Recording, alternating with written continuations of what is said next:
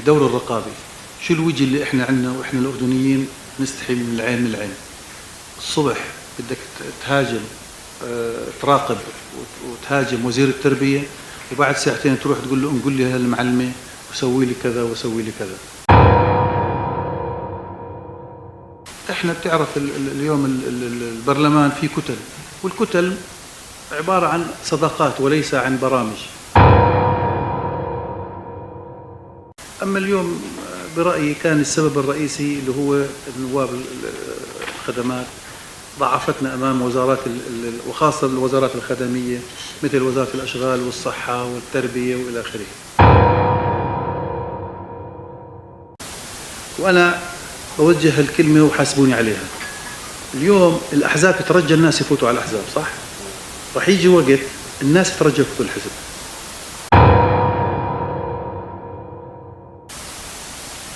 لأنه اللي ما رح يدخل الأحزاب رح يصفي خارج اللعبة السياسية وحتى الاقتصادية. أنا عندي قناعة مطلقة إنه بعد ما تجري الانتخابات رح تشوف اندماجات كبيرة جدا، ويعني مستحيل نضل فوق يعني أنا برأيي ما نتجاوز كف الإيد. رح نيجي نلام يا أخي قائمة ما حدا بيعرف منها حدا، الله قالها. أنا بدي أسألك سؤال، إحنا في الأردن لما بيجي واحد بيقول في جاهة فلان، مين حضر؟ لا، القصد الإسلام أبو العدل ذكر القادة ما ذكر العسكر كما يعني بالشباب، يعني زي ما عملوا فينا اللي قبلنا عملنا في اللي ورانا واللي راح يجي وراء نفس يعني ما في برامج، ما في يعني. أنا اليوم باجي بحكي لك، تيجي أنت بكرة عندك أفكار مخيفة وبرنامج ودنيا، بتيجي نائب لحالك شو تقدر تسوي؟ وكثير في إجانا نواب مميزين وما عادوها بسبب إنه عنده طموحات عالية واصطدم في واقع جدار اسمنتي مخيف. اليوم تيجي تقول لي السلطة التنفيذية متغولة على السلطة التشريعية، يعني هذا سؤال ولا جواب؟ الله، لأن الطلبات نفسي أنا بدائرة ثالثة، أنا بمثل كنت يعني قبل ما تتغير الدوائر الدائرة الثالثة، ما عمره حدا إجا سألنا على برنامج انتخابي. والله إحنا ننتخبك لأنك عينت لنا ناس ونقلت وإلى آخره. بعدين بتعين 10 لأسرة واحدة، 10 رقم 11 ما عين، بشطب 10 وبصير وين منافس لك وروح يصوت له هو 10. يعني خلي يكون في، يعني أنا بطلع على البرلمان الحالي، هذا أكثر برلمان أقر قوانين جدلية، قوانين صعبة وقوانين مهمة. ليش إحنا لما نيجي بنحكي نرجع برلمان 89 وبرلمان 93 وبرلمان مش عارف شو بالآخره. بشرفي لما جيت أنا نائب أول إشي عملته رحت على الأرشيف البرلمان 89 بدي أعرف شو عمل، يعني الواحد يتعلم إنه البرلمان 89 برلمان قوي وإلى آخره، شو عمل بس. وأنا بدي أسأل أختنا فلحة شو عمل البرلمان 89 شو ولكن عندنا مصالح للدولة. إحنا بنفوت تحت القبة متوقعين يعني يطلع أي واحد يحكي جملة تخرب لنا علاقات مخيفة مع الدول. يعني وللعلم اليوم أي نعم الشهداء بغزة بنقول إحنا يا حرام وكذا، بس يوم من الحساب مو دواعنا يا حرام، يعني الجهاد شو بده يفوتوا إذا ما راح شهيد ولا يقعد 100 سنة ما بفوت الجنة. أنا زرت الزعتر يا أخوان، وإجوا نواب إنجليز وأخذتهم على هناك وشافوا ولا واحد رضي يرجع، بيقول لك ما برجع لو إيش إحنا قاعدين. طيب روحوا اللي منكم بالزعتر هناك روحوا زوروا الزعتر ويشوف. بس أنا دائما بدي بحكي بكل صراحة إنه مرات باجي بقعد أنا مع زملائي النواب، بدك تنزع انتخابات أعوذ بالله، طبعا كلهم نازلين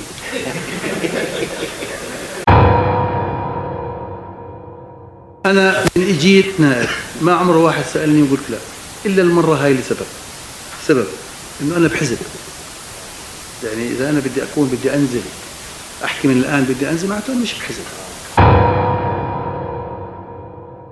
يا أخوان أنا بدي أسألكم سؤال، هيكم كلكم إعلاميين مهمين. ليش في كل العالم العربي والغربي والآسيوي كب القهوة بيحكوا عنه خير؟ ليش؟ السيد أحمد الصفدي ضمن هذه السلسلة من الحوارات التي تجريها دائرة المرافق والبرامج الثقافية في أمانة عمان باسم صالون السبت السياسي والثقافي، والتي يؤدبها ويشرف عليها زميلنا الصحفي الأستاذ مجد دوبة. حقيقة توقفنا يعني توقفت أنشطتنا بالأحرى نتيجة الأحداث في غزة، يعني كلنا ألم ولكن كلنا في ذات الوقت فخر بما يحدث وبما سيحدث. يعني لا شك أنه فجر النصر قادم وفجر التحرير قادم، أن تتجاوز فلسطين أو أن تتجاوز غزة أو أن تتجاوز الدولة الفلسطينية. وكنا دائما في الأردن بقيادة جلالة الملك وبهذا الشعب العظيم في طليعة المدافعين عن هذه القضية، وكنا شركاء في الدم وشركاء في الغنم والغرب. أنا في مقدمة بصفتي الوظيفية، يعني بصفتي المعزل فقط، وأترك الحديث لسعادة رئيس مجلس النواب وزميلي ماجد دوبة. إذا بتحب زميلنا ماجد. في أمسية جديدة من أمسيات صالون الأمان الثقافي، هذا المنبر الوطني المحترم الذي يسهم بالحراك السياسي والثقافي في مجتمعنا الحبيب. اليوم نقف في الأردن على أعتاب مرحلة جديدة من الإصلاح السياسي، حيث بدأت الاستعدادات والحركات الانتخابية للانتخابات النيابية المقبلة المرتقبة قبل نهاية العام، حيث تمتاز هذه الانتخابات بأنها ستجري وفق قانون انتخابي جديد حمل تغييرات جوهرية جذرية عن الأنظمة الانتخابية السابقة، ويكرس الانتخاب على أساس القوائم الحزبية وتشكيل كتل حزبية برامجية وصولا إلى ما نطمح إليه جميعا، وهو تشكيل الحكومات البرلمانية. ضيفنا اليوم هو رئيس الغرفة التشريعية الأهم مجلس النواب، الذي يكمل هذه الأيام دورته العالية الرابعة والأخيرة قبل تسليم الراية للمجلس المقبل الجديد. مجلس النواب الحالي له ما له وعليه ما عليه، لكن لا شك أنه خرج بحصيلة واسعة ومهمة من التشريعات كان على رأسها ترجمة توصيات اللجنة الملكية للإصلاح والتحديث السياسي تشريعيا وعبر قوانين محكمة، طبعا أهمها قانون الانتخابات وقانون الأحزاب وحتى التعديلات الدستورية والكثير من التشريعات. لن أطيل، سأترك المجال لضيفنا العزيز سعادة رئيس مجلس النواب الأستاذ أحمد الصفدي للحديث، فليتفضل مشكورا. أصحاب الرأي والأثر، أقلام الحق والتأثير، ذخيرة الوطن، المدافعين عن رسالته. واليوم إذ أتشرف بهذه الدعوة الكريمة فاسمحوا لي بداية أن نتحدث عن الموقف الأردني الصلب في الدفاع عن أشقائنا في قطاع غزة. فلا يوجد موقف مماثل لما يقوم به الأردن الرسمي والشعبي من دعم للقضية الفلسطينية. فجلالة الملك عبد الله الثاني وجلالة الملكة رانيا العبد الله وسمو ولي العهد الأمير الحسين بن عبد الله والأميرة سلمى ومجلس النواب والحكومة والأعيان والأعلام الرسمي وغير الرسمي والأحزاب والنقابات وكافة أبناء شعبنا في خندق واحد مساند للأشقاء في فلسطين. ومنذ بداية العدوان الغاشم كان جلالة الملك عبد الله الثاني يحذر من مرامي وأهداف ومخططات المحتل في السعي نحو تهجير الأشقاء، مثلما كان بإرادة وعزم وثبات يكسر الحصار المفروض على الأهل في غزة ويطالب بإيصال المساعدات والإغاثات. وبالأمس كان جلالة الملك يشارك في عمليات الإنزال الجوي كذلك الأمير سمو ولي العهد والأميرة سلمى. فهل هناك أعظم من هذا الموقف نتلاقى فيه بالدم والمصير مع أهلنا في فلسطين، حيث نشام قواتنا المسلحة أيضا ينفذون باستمرار عمليات إنزال جوي، فيما يواصل نشام المستشفيات الميدانية تأدية دورهم الإنساني بكل تفاني وعزيمة رغم القصف والدمار، ورغم ما نقوم به من واجب تجاه الأشقاء، إلا أن أصوات التشكيك الآثمة كانت كعادتها تحاول النيل من دورنا الطليعي في الدفاع عن فلسطين. ولكن شعبنا الواعي وإعلامنا الوطني كان في المرصاد تلك الأصوات النشاز، وأحبط كل المساعي الخبيثة التي تطل برأسها دوما عند كل منجز وطني. الحضور الكريم، ولدي الحديث عن مجلس النواب 19، فإن المجلس وبلغة الأرقام عقد 180 جلسة، أقر خلالها 79 مشروع قانون وقانون معدل، ووجه 2517 سؤالا، وردت الإجابة على 2270 منها. هذا فيما يخص دوره التشريعي والرقابي. وأقر كما تعلمون حزمة قوانين تحديث المنظومة السياسية، والتي عبدت الطريق أمام المشاركة وتمثيل أوسع للمرأة والشباب في البرلمانات المقبلة، والتي سيكون الأحزاب فيها الحضور الفاعل هدفاً ومقصداً للوصول إلى برلمانات برامجية حزبية. كما بقي المجلس وعبر لجانه المختصة يسهم في حل مختلف المطالب المجتمعية، وبقي على تماس مع كافة القضايا الوطنية، وقام بدوره الدبلوماسي في المحافل الدولية على النحو الذي يخدم مصالحنا العليا وقضايا أمتنا المركزية، وعلى رأسها القضية الفلسطينية. فقمنا بمخاطبة الهيئات والاتحادات البرلمانية المختلفة من أجل اتخاذ مواقف مساندة للأشقاء، وهو واجب يحتم علينا في الداخل أن نبقى على جبهة موحدة متماسكة، فالأردن القوي هو بالضرورة قوة وسند لفلسطين. الحضور الكريم، لا أريد الإطالة، تاركا لكم ما ترغبون من مساحات الحوار والنقاش، شاكرا لأخي عبد الهادي راجي المجالي هذه الدعوة، ولكم أخي ماجد توبة، وللسادة الحضور، ولكل العاملين في دائرة المرافق والبرامج الثقافية في أمانة عمان. والسلام عليكم ورحمة الله وبركاته. تمنح يعني المجال للنقاش إن شاء الله يكون مثمر كالعادة. نحاول يعني نركز على الأسئلة أكثر من المداخلات عشان يعني ناخذ أكثر فرصة لكل الزملاء. برلمان الحكومة، المقصود أن يعني هناك يعني واضح أنه في ميزان، واضح أن الميزان أقوى للحكومة صراحة التوزيع، ويعني نعرف أن مجلس النواب يعني يحمل رسالتين، رسالة الرقابة ورسالة التشريع. التشريع أبدع فيها حقيقة هذه الأمانة، لكن الرقابة كانت ضعيفة. بس بدنا تفسير من سعادة الوزير. شكرا. مجالس الخدمات، يعني الدور الرقابي، شو الوجه اللي احنا عندنا واحنا الأردنيين نستحي من العين من العين. الصبح بدك تهاجم تراقب وتهاجم وزير التربية، وبعد ساعتين تروح تقول له انقل لي هالمعلمة وسوي لي كذا وسوي لي كذا. شو الجرأة اللي عندنا بدها تكون؟ هذا واحد. اثنين، احنا بتعرف اليوم البرلمان فيه كتل، والكتل عبارة عن صداقات وليس عن برامج. مشان هيك احنا معولين على المجالس القادمة انه يكون خلص ما عاد انت تصوت لعبد الهادي راجي، بتصوت لحزب فلان اكس او حزب، بدناش نحكي اسامي احزاب عشان ما يقولوا بيعملوا دعاية لاحد الاحزاب. احنا معنيين بالفكرة انها تنجح، فكرة الاحزاب.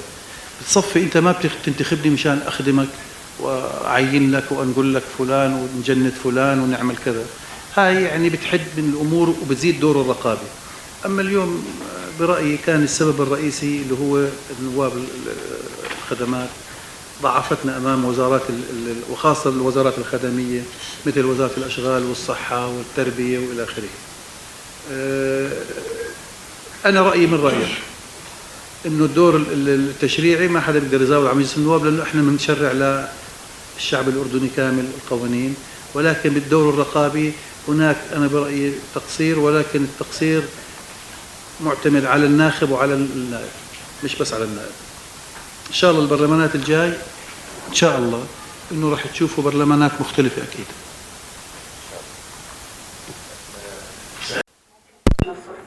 طبعا احنا الاتفاقيات يا اخوان يجوز يعني الاخوان القانونيين يعرفوا هذا تحديدا.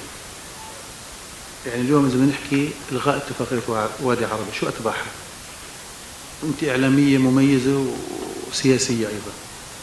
اعلان الغاء الاتفاقيه اعلان حرب. اليوم الاتفاقيات الموجوده يعني الرئيسيه فيها اتفاقيه وادي عرب، وبدها فتره لا تنتهي. واحنا قبل ما نيجي نفكر لولا اتفاقيات نقدر نودي الانزال، وهذا سيدنا يعني هاي الصوره لحالها، نقدر نروح احنا هيك على فوق غزه ننزل الانزالات كلها. احنا الوحيدين اللي عم نودي لشمال غزه ولا وسطها ولا للجنوب، احنا الوحيدين. واللي بفكر انه المساعدات مش مهمه اللي بتروح او بسيطه، الحمد لله انه في ناس كانوا موجودين هناك وفي اطباء اردنيين عادوا من يومين، بتمنى انه كنتوا تشوفوهم شو بيحكوا على كيف انه شعبنا في غزه كيف بيستنى هاي المساعدات. احنا لولا العلاقه او في سلام موجود، بعدين خلينا نحكي احنا لما عملنا سلام، احنا عملنا سلام مع اسرائيل بعد ما اصحاب القضيه عملوا سلام ايضا، ولكن اليوم في حاله حرب موقفنا واضح، حولنا للجنه القانونيه والان في اللجنه القانونيه وبس تنتهي رح نعرضها يعني ان شاء الله قبل ما تنتهي هاي الدوره. المخضرمين ابو زود وماجد على اتاحه الفرصه لنا دائما بان نلتقي في هذا الصالون الثقافي. انا والله بدي يعني اضيف على اللي حكته الزميله فلحه انه المقارنه بين البرلمانات احيانا تكون ظالمه. على مدار السنوات الماضيه من عام 89 لهذا العام المقارنه بين البرلمانات تكون ظالمه جدا جدا جدا. لكل دوله رجال زي ما بيقولوا، ايوه لكل زمان دوله الرجال. برلمان 93 هو الذي ايد وصوت لصالح اتفاقيه وادي عرب. البرلمان الحالي هو الذي طلب بمراجعه هذه الاتفاقيات. يعني بقول شاسع في الموضوع. اليوم احنا بنتحدث عن البرلمان الحالي تعرض لهزات كثيره خلال الاربع سنوات الماضيه. يعني 3 رؤساء للبرلمان، مشاكل كثيره كانت، مشاجرات كثيره صارت، فصل النواب حصل في هذا البرلمان، وانا اعتقد انه هذا شيء صحي، ليس شيئا غير صحي، هذا صحي تماما.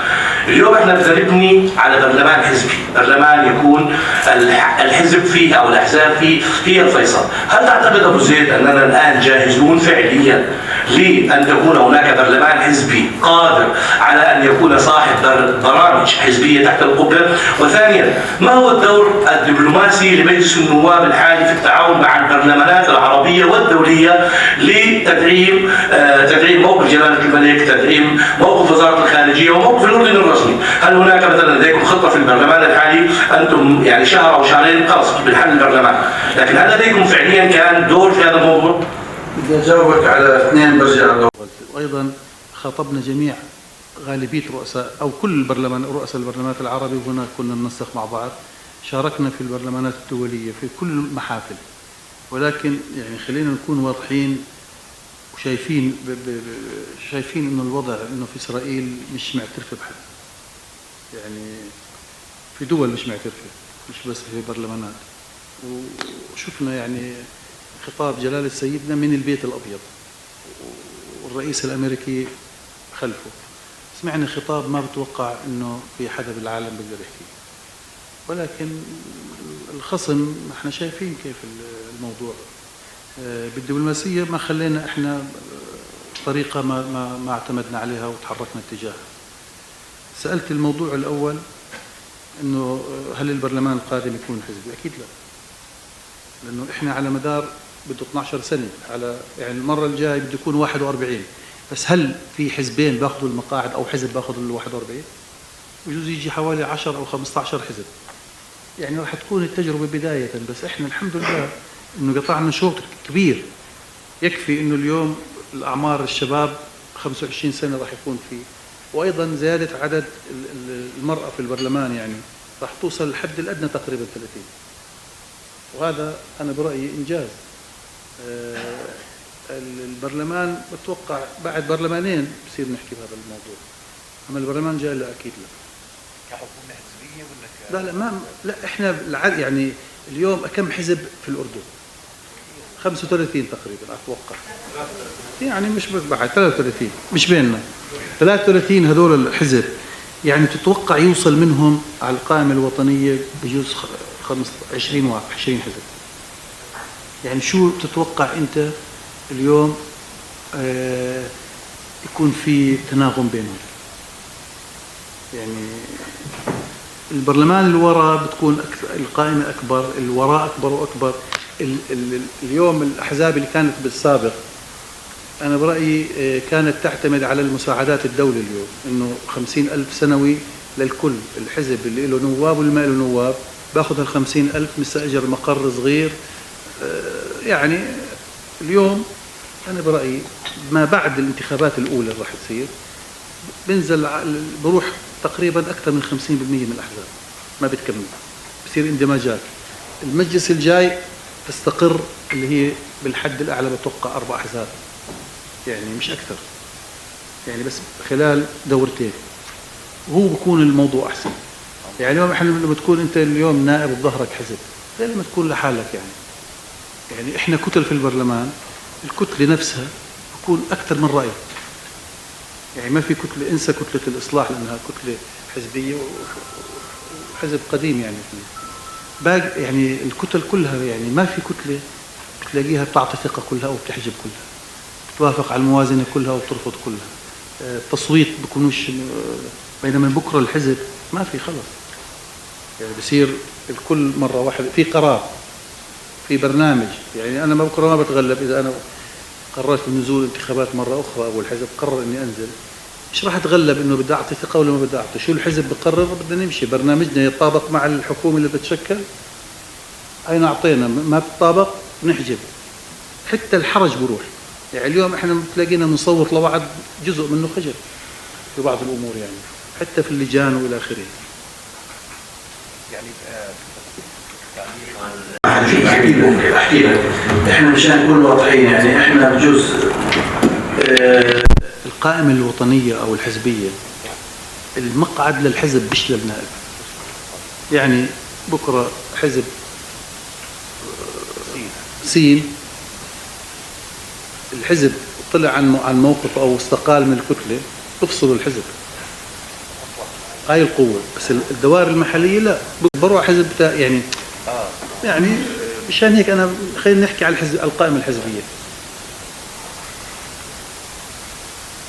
يعني كثير كان في أحزاب ينزلوا باسم الحزب وبس ينجحوا بنسحبوا كل واحد بجهة، لا بل بصيروا ضد الحزب يعني عند الاشخاص انه ليش؟ يقول والله يا عمي هذا الحزب لفلان، انت كلان كنائب وكحزبي شو قناعتك؟ مجموعه احزاب مشكله، هسه في دمج الان صار في دمج، ممكن يعني بس انا بقدر احكي عن الحزب اللي انا فيه حتى ما اكون متقدم حزب حتى لا انتهى خلص. انا اللي بالميثاق ما اللي بغيره. اليوم أنا بحزب الميثاق، أنت بدي أجاوب على سؤالك طبعا، بس أنا اليوم كشخص سياسي عايش في الأردن والبلدي ووطني أنا بهمني تنجح الفكرة كلها، مضطر أدافع عن كل الأحزاب. هلا أنت اليوم سألتني شيء بتعلق فيه، بقول لك أنا اليوم بحزب الميثاق، ما بتقدر تقول لا حزب المومني ولا أحمد الصفدي ولا مازن القاضي ولا بتقدر تقول حزب فلان اللي أنا معني فيه. هلا اللي تفضل ليش؟ اليوم مثلا أنا هو أعلى نسبة بس، ولكن اليوم أنا بدي تسألني اليوم مثلا أنا مسجل، بنتي مسجلة، ابني مش مسجل، أنا بحكي عن حالي. اليوم قاعدتي أنا الانتخابية مش كلها مسجلة. اليوم يعني خلينا نيجي نحكي أحزاب قديمة في الأردن كانت المسجلين يلا 3000 المنظمين، ولكن مناصرينهم حوالي متقاعد جيش. يعني بالنسبة إني لما ما أجي اليوم أقعد أنا أحكي عن أحزاب، هذا بالنسبة لي كان خيال. ولكن اليوم الحمد لله إحنا صرنا نحكي بالأحزاب وبالعكس. وأنا بوجه الكلمة وحاسبوني عليها. اليوم الأحزاب تترجى الناس يفوتوا على الأحزاب، صح؟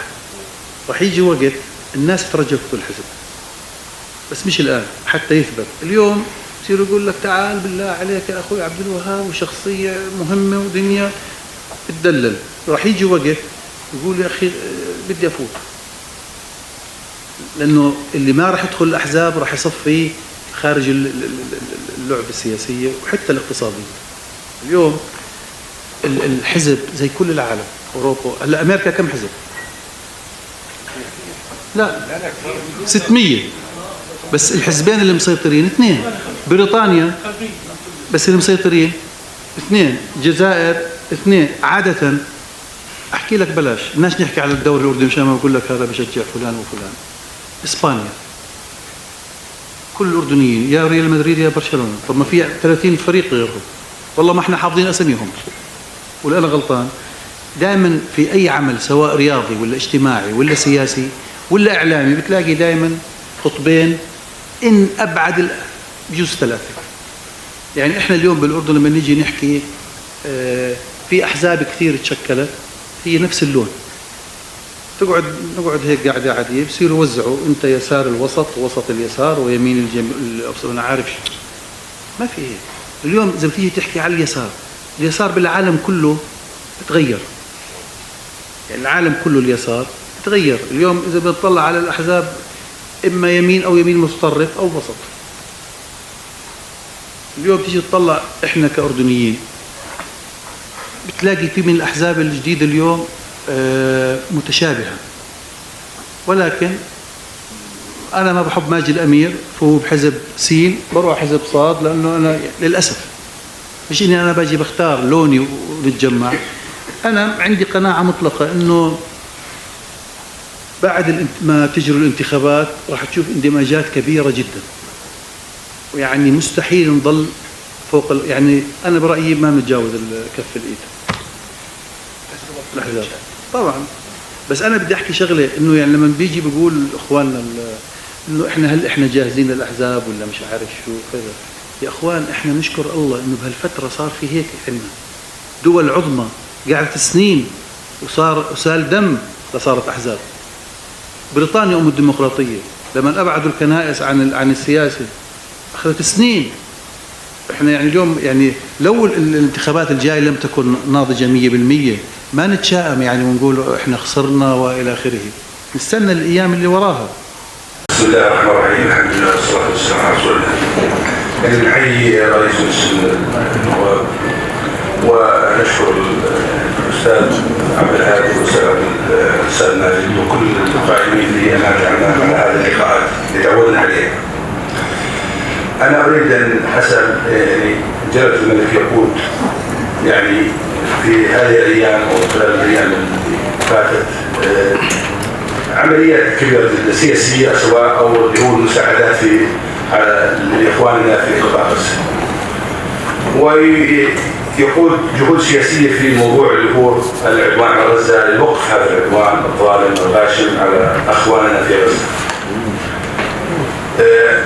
أنتم يعني تمثلون على سلطة تمثل الشعب، وهذه السلطة لها دور كبير جدا. يعني لا نقلل من جهد الحكومات ولا نقلل من جهد مجلس النواب، جهودكم موقرة، لكن أنا أقول أن جنوب أفريقيا هي من ترفع قضية على هذا العدو، لكننا نحن صامتون ليس بالصمت الذي يعني كما تعني جنوب أفريقيا. نحن المعنيين في القضية الفلسطينية. الشعب الأردني هو يمثل القضية الفلسطينية بأبعادها كلها، لأنه أكبر من القضية الفلسطينية. أنا أقول أنها جزئية في الحديث، والجزئية الثانية أن نتحدث عن يعني الأحزاب. يعني أنا عاصرت تشكيل الأحزاب، معظم الأحزاب اللي موجودة في الساحة تشاهد مغالطات كثيرة. يعني أنا ما انضميت للحزب لا ميثاق ولا غيره، برغم يعني في ناس يأيد بعض الأحزاب، لكن أنا أقول أن التجربة الحزبية الآن لم تنضج. وكما قلت أنت يعني أنا أريد كلامك أن المرحلة الأولى هي مرحلة قد لا تكون هي الفيصل في موضوع اختيار الحزب. أنا أقول أن الحزب يجب أن يكون هذا الحزب يمثل الشعب، يمثل إرادة الشعب، يكون لديه الكلمة، يكون لديه الصوت. أنا أقول يعني لرئيس مجلس النواب ماذا تقيمون يعني المرحلة القادمة في ضوء ما يحدث الآن؟ يعني احنا نعاني من ظروف اقتصادية واجتماعية وسياسية والمواطن ضايع بين هان وهان، يعني هل يشارك؟ أنا أعتقد أن المشاركة الحزبية موجودة، لكن هل المشاركة السياسية أو مشاركة التنفيذ هل ما زال المواطن يعني لديه رغبة في موضوع اللي هو انتخاب نائب يمثل؟ شكرا. اجتمعنا قررنا ننزل قائمة الحزبية ل 41 مرشح ولا واحد فيهم معروف، يعني شباب وصبايا صغار وناس ناشطين أكاديميين وإلى آخره. رح نيجي نلام يا أخي قائمة ما حدا بيعرف منها حدا، الله قالها. وإذا حطينا أسامي معروفة كلهم سياسيين وجربناهم وإلى آخره. أنا بدي أسألك سؤال، أنت خطبت حدا من أولادك مثلا؟ يعني ابنك خطب بنتك؟ أنت طيب أنا بدي أسألك سؤال، إحنا في الأردن لما بيجي واحد بيقول في جاهة فلان مين حضر؟ لا القصد الإسلام أبو العدل ذكر القادة ما ذكر العسكر. الإسلام تيجي بتقول حضر جاهة ابني، طلب عبد الرؤوف دولة عبد الرؤوف الروابضة، وحضر دولة عون الخصاوني والأخ عبد الوهاب زغيلات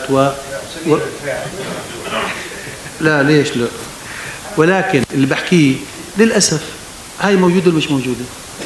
بعدين العزاء في الأردن، نشكر جلالة الملك العزاء قام بالواجب العزاء مثلا رئيس الديوان، نشكر دولة رئيس الوزراء ورئيس الأعيان ورئيس النواب وبذكر غيرهم، وبعدين وكافة والشعب الأردني.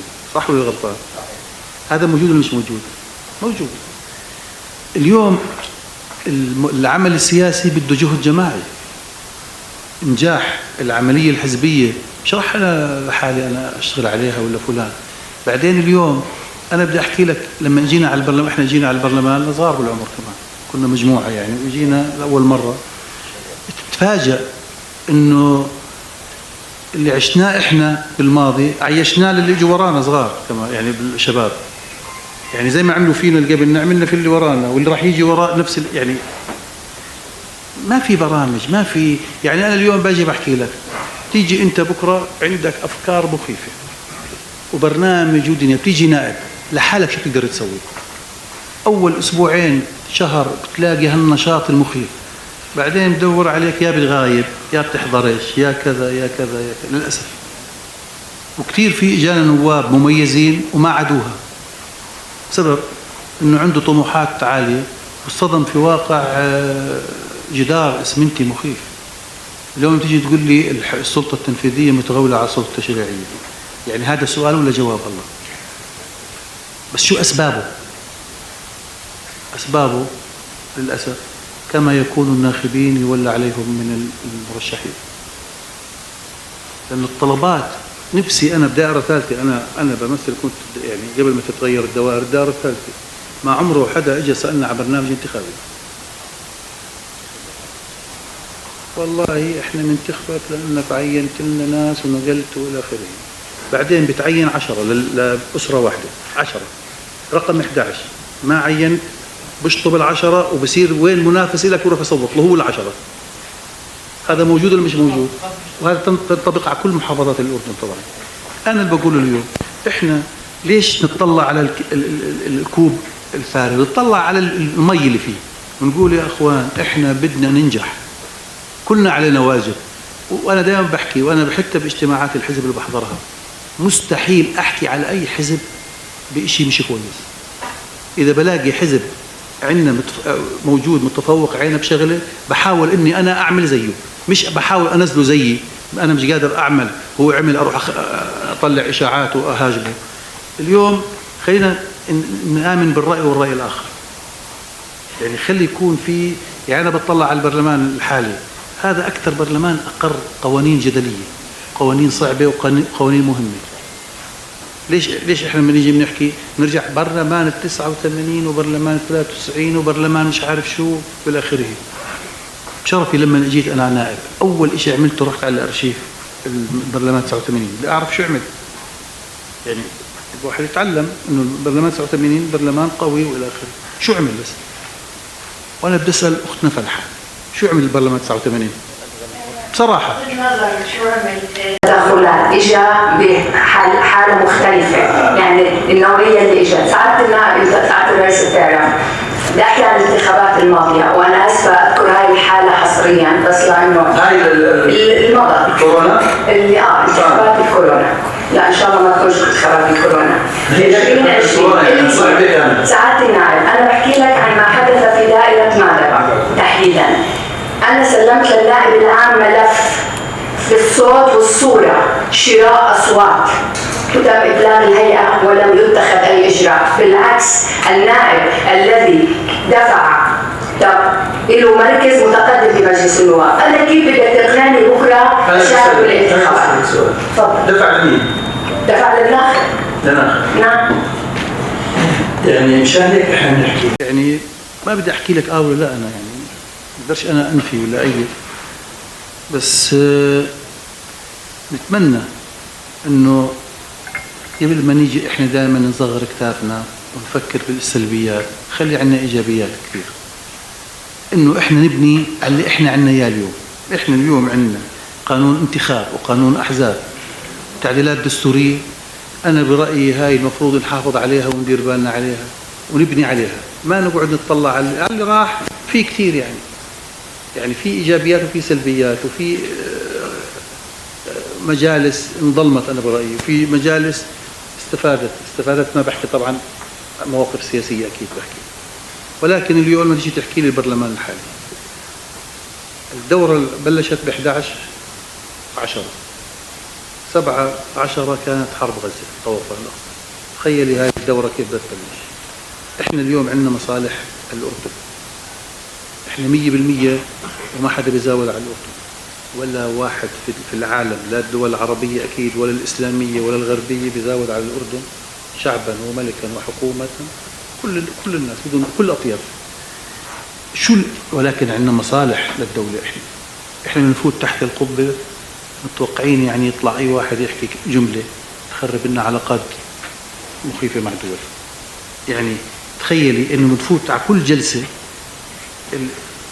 بديش أحكي يعني مشحونين، إحنا يعني نكون حريصين ما واحد بدنا ندير بالنا، وبنفس الوقت مشاهدة الأطفال والنساء والأبرياء اللي بيقتلوا بدم بارد، يعني الموقف إحنا لا نحسب عليه.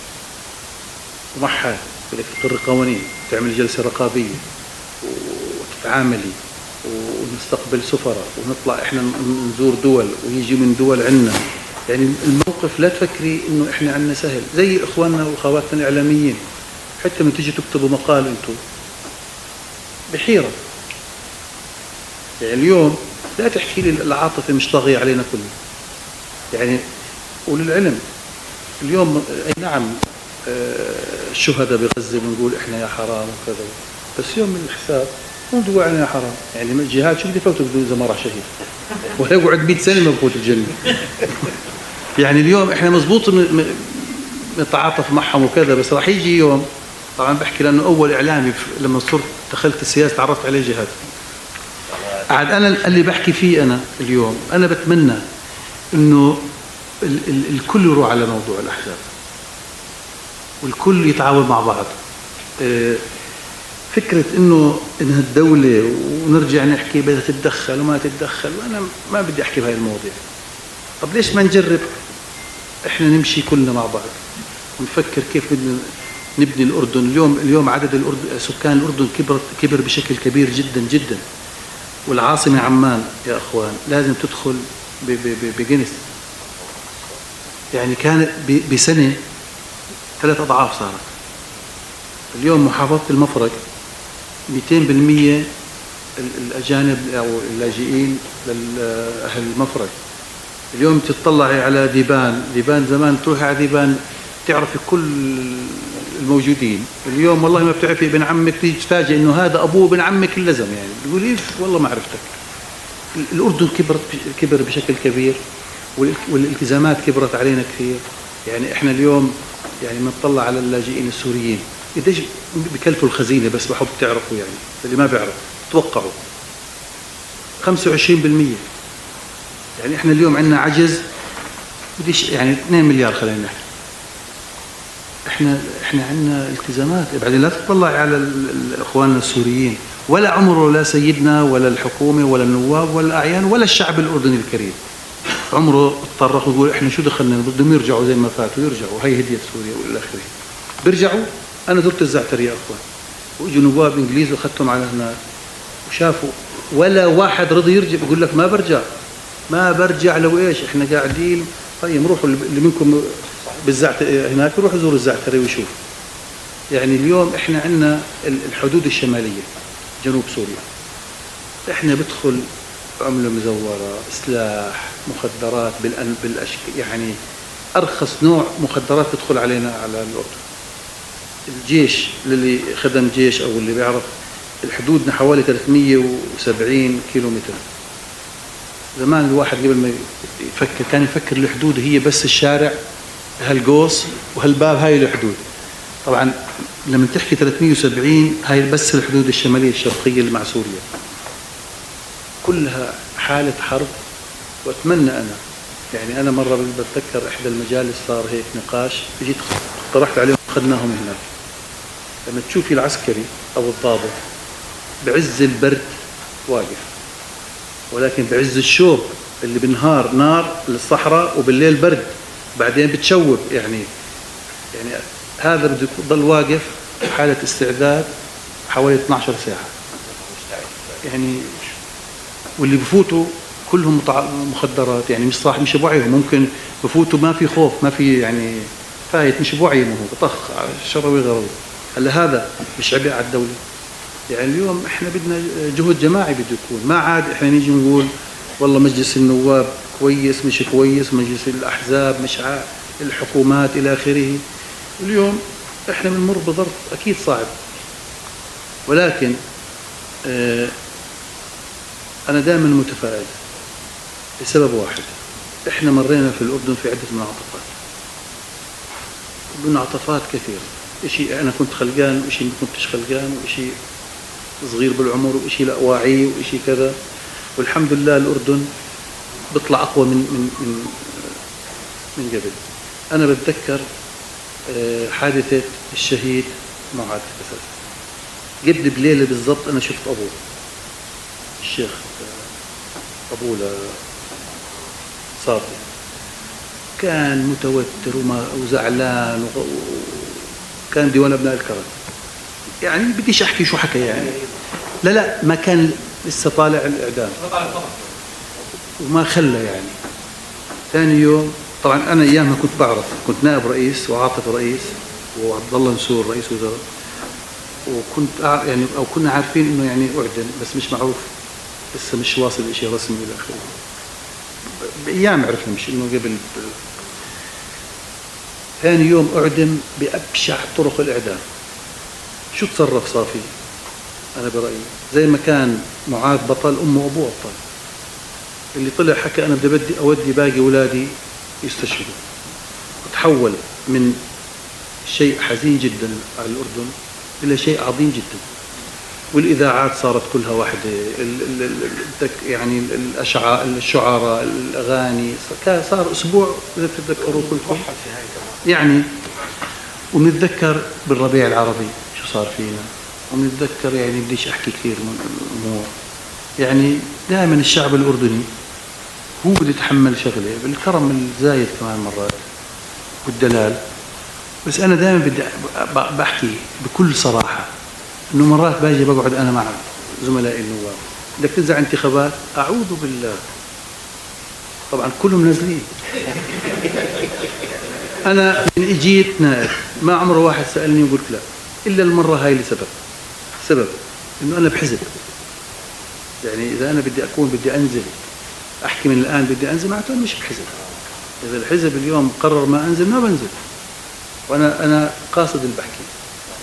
هذا الموضوع مهم جدا، إنه إحنا نكون دائما بالخمس مرات الماضية لا كنت أحكي أنا، يعني حتى زملائي النواب اللي كانوا قراب مني لا كنت أقول لهم نازل، هم يحكوا مش نازل، أعوذ بالله إذا من عيدها والله ينزلوا قبلي. الآن لا الحمد لله، يعني في حزب قرر، وراح تتفاجئوا إنه التجربة راح تنجح. يعني تجربة الأحزاب راح تنجح. بحكي لك أنا مش عارف بدي أنزل هون ولا ما أنزلش من مرة كمان، بس هي لا الحزب بدي يقرر. يعني اليوم مش منطق أجي أقول أنا بدي أنزل، واجتمعنا 4 اجتماعات إحنا قبل يومين هيك وما في قرار. يعني لسه مش يعني بنفكر، وممكن أنزل بالأرقام البعيدة. يعني محمد المؤمن إذا بدي ينزل راح ينزل بالأرقام البعيدة، يعني بعد 30 وبعد يعني بالأخير. هذا كله مطروح للحزب لما قرر. أما اليوم تيجي أحكي لك بدي أنزل، بس اللي دائما بيشكك إنه دائما بروح على السلبيات. يا أخوان أنا بدي أسألكم سؤال، هيكم كلكم إعلاميين مهمين. ليش في كل العالم العربي والغربي والآسيوي كب القهوة بيحكوا عنه خير؟ ليش؟ مزبوط ولا لا؟ مش لو تكب القهوة شو بيحكوا الناس؟ ليش خير؟ ليش مش الشاي كب القهوة؟ ليش مش المي خير؟ ايش معنى القهوة؟ أيكم أنتم إعلاميين وسياسيين ليش؟ في حدا بيعرف؟ لا بسأل جد والله. لأنه يعني الكلام العربي مشهور فيها. أحكي لك ليش. حتى بالغرب الدول الغربية، لأنه بقول لك كل 10 أشخاص 6 منهم بس يصحوا بيشربوا قهوة. كل 10 6 بس يصحى بيشرب قهوة. بقول لك إذا انكبت القهوة عليك احكي اليوم خير بدي يصير معي إشي منيح. تصحى تخبط رجلك في التخت، مش تقول الله يلعنها اليوم شو بدي يصير والله دمر. احكي اليوم بدي يصير معي إشي كويس.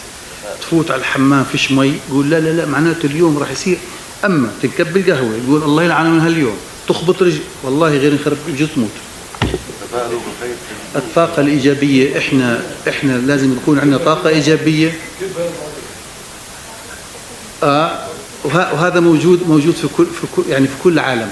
بس إحنا دائما بنحكي الحمد لله اليوم إنه إحنا الأردن أكثر نسبة تعليم في المنطقة كلها الحمد لله رب العالمين. وآن الأوان إنه ما نضل نحكي البيانات لرؤساء الحكومات، الفقر والبطالة والمكافحة الفساد وهاي الروتين المعروف. اليوم يكون في برامج، والبرامج اللي يطلع البرامج هم القاعدة الشعبية. طبعا مش راح تصير من بكرة، بس الأيام جاية، وأنا والله متفائل إنه فكرة الأحزاب راح تنجح، واللي مش متفائل نلتقي إن شاء الله بعد الانتخابات. لكن في نقطتين هو التركيز عليهم الآن هو موضوع الأحزاب، وأنا برأيي مداخلة في السؤال. تجربة يجب أن تنجح، يعني الكل يساهم في نجاحها، وخاضعة للنقد والتقييم بعد الانتخابات. يعني الآن قوانين وأنظمة وأحزاب ودمجوا، هذا كله في كل الدنيا عند التأسيس بصيرية. فالمطلوب الآن بعتقد أنه دعم هذه التجربة على الأقل. يعني حكت نفر قبل شوي أنه كان في تدخلات، هسه الأحزاب كل واحد عينه على الثاني، يعني تدخلات تختلف القصة، يعني فبصير رقابة يعني غير مباشرة، لكن يعني بتخف كل هاي الأمور. النقطة الثانية اللي أنت أشرت لها في بداية الحديث هو موقف الأردن. شوف سيدي، جلالة سيدنا قطع علينا حتى المدح وإن نحكي إحنا أو غيرنا. واحد بيركب طيارة تروح على معركة وارد 50% 70 ولا 90 إنه صار لها خطر، يعني سواء بفني أو من الأرض اللي بتجي نار. يعني هذه لحالها بعتقد. وأنا سامحني أنا كنت في القاهرة وكنت في الرياض خلال هذا الشهر. بالمناسبة الناس بيحكوا عنا غير عن اللي احنا بنحكي، بيحكوا شيء متجاوزينا في المدى وفي الحكي، مواقفنا واضحة وهذا، لكن علينا هجمة هذه الهجمة مبرمجة، أنا بحس هيك، أنا بشوف كل اللي بينكتب هذا بحاجة مش لفزع، بحاجة لموقف.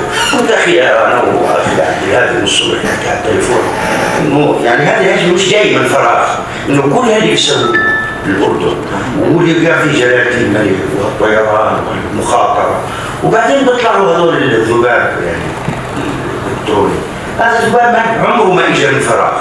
بالمناسبة الزملاء الإعلاميين يعرفوا ذلك جيدا، وكلهم أساتذة وجزء أخبر مني في هذه المواضيع. هذا عمره ما إجا من فراغ، وإحنا جربناه في سابقا في الإعلام العربي.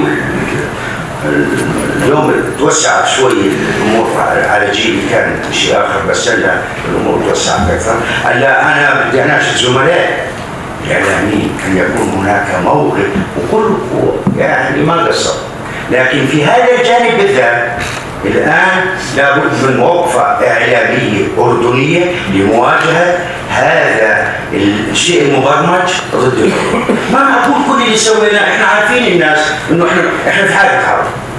اللي بيعتقد انه الاردن مش في حاله حرب سطحي ولا يعرف شيء. نحن في حاله حرب، هذا عدو شرس لا يعرف لا ذمه ولا دين ولا اخلاق ولا مبادئ، بيتجاوز كل شيء في العالم. احنا في اي لحظه ما بنعرف شو بصير معنا.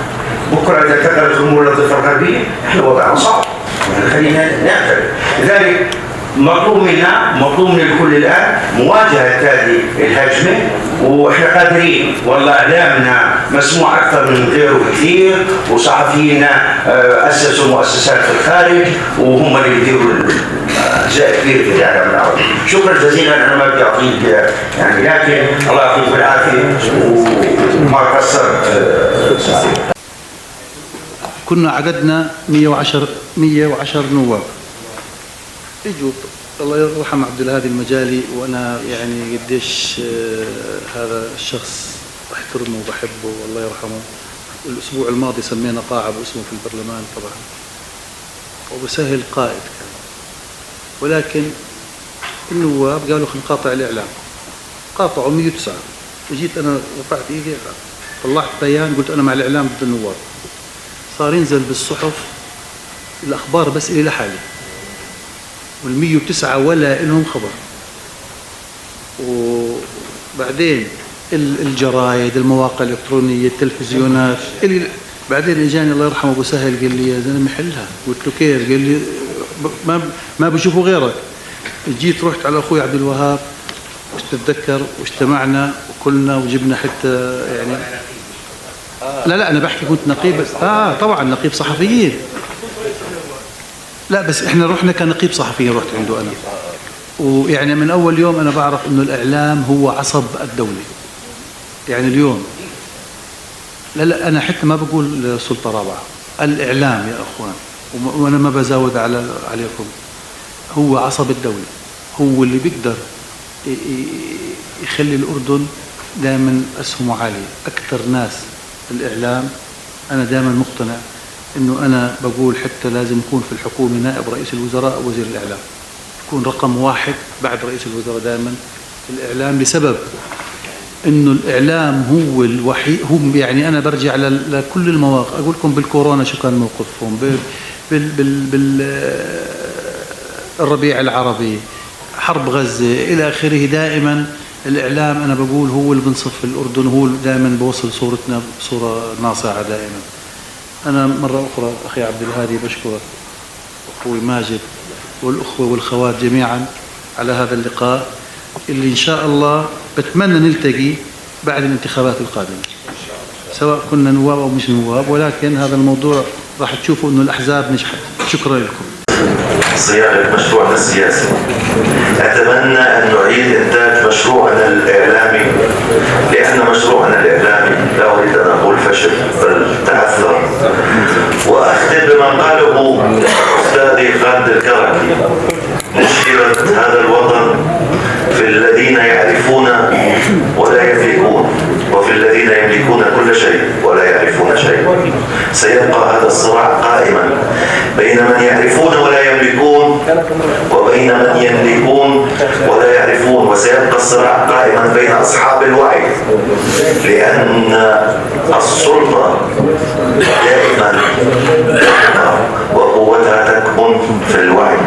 سيبقى الصراع قائما بين أصحاب الوعي وبين الجهة التي تملك ولا تعرف. ربما كلنا نشترك في النهاية بما قاله يوسف الصايغ شاعر العراق العظيم في منفاه: أنا لا أنظر من ثقب الباب إلى وطني، لكني أنظر من قلب مثقوب وأميز بين الوطن الغالب والوطن المغلوب.